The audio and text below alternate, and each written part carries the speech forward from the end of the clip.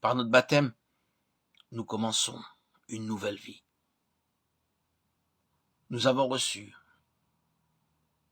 la vue. Nous sommes entrés dans la lumière.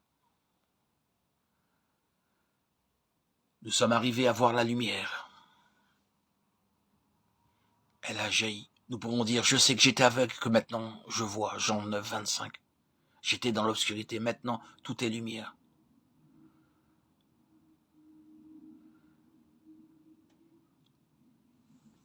Nous avons une vie nouvelle et différente, une énergie.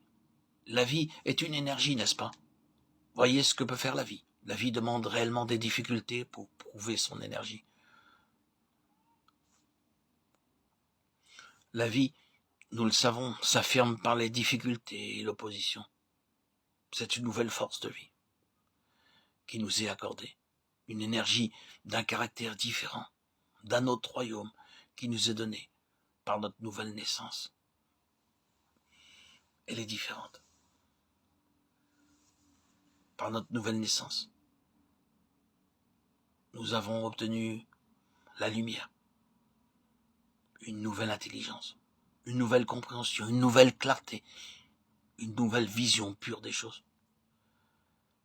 Celui qui a fait une réelle expérience chrétienne connaît cela. Il voit ce qu'il n'avait pu voir auparavant. Il s'était peut-être efforcé péniblement jusqu'alors pour voir, mais maintenant il vit. C'est un autre monde qui s'ouvre devant lui, tout comme lorsqu'une personne née aveugle recouvre la vue.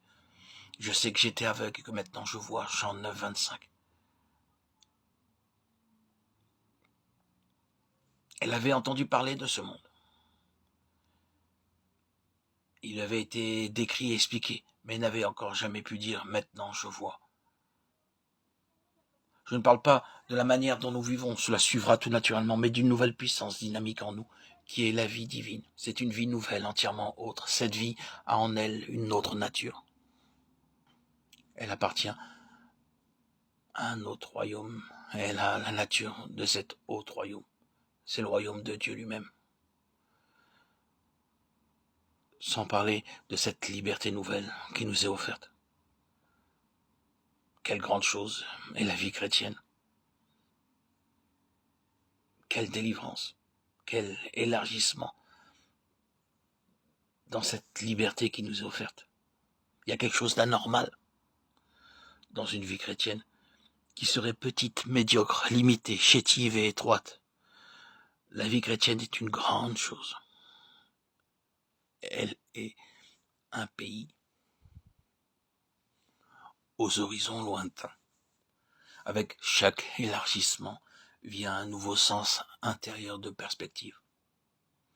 Les choses sont toujours plus élevées. Plus nous avançons dans la vie chrétienne, plus nous sommes conscients de tout ce qu'il reste encore à découvrir.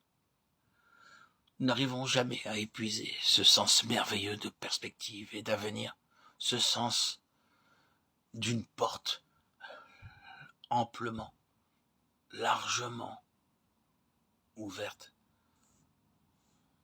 sur l'horizon.